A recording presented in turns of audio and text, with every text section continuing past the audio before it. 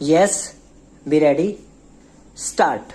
The plaintiffs claim that the Indian defendant number 2 company is under the control of wrongdoers. Full stop. They further claim that defendant numbers 8 to 10 were in active collusion with defendant numbers 3 to 7 and that they have joined hands to deprive defendant number 2 of its beneficial interest in the suit shares, namely 6% of shares of the Indian company. Full stop. The plaintiffs have further stated that they came to know from newspaper reports that the equity of defendant number 1 was to be sold to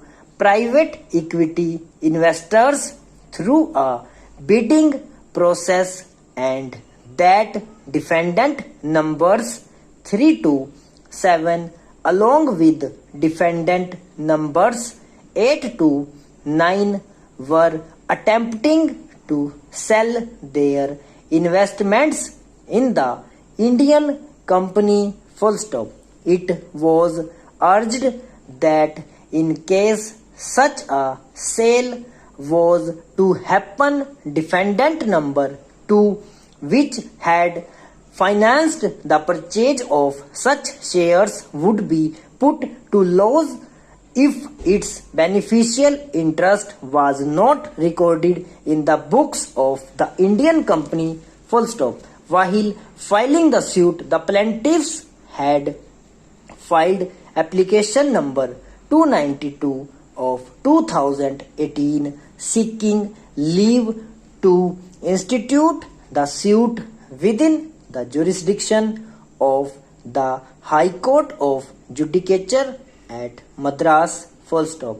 In the affidavit filed in support of that application, the plaintiffs had stated that they had sought a declaration that defendant number 2 had a beneficial interest over 6% of the shares of the Indian company.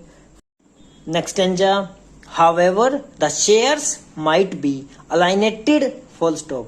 It was further stated that substantial part of cause of action arose within the jurisdiction of the court where the registered office of the first defendant was located and where it carried on business. Full stop.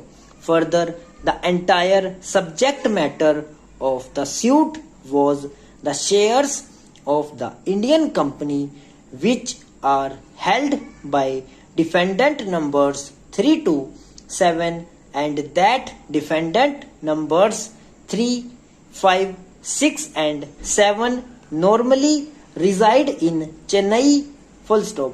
It was further stated that the correspondences between the plaintiff number 2 and the Indian company through defendant number 10 also took place in Chennai. Full stop. Claiming on this basis that substantial part of cause of action arose within the jurisdiction of the High Court, leave to institute the suit was sought. Full stop.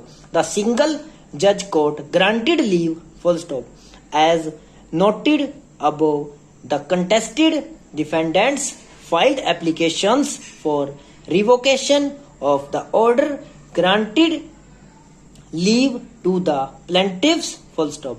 The Indian company in the affidavit filed in support of A number 1387 of 2018. Full stop.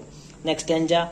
It was urged that order granting leave should be revoked on this ground itself. Full stop. It was further stated that there are no disputes with respect to the ownership or management or shareholding of the Indian company, full stop.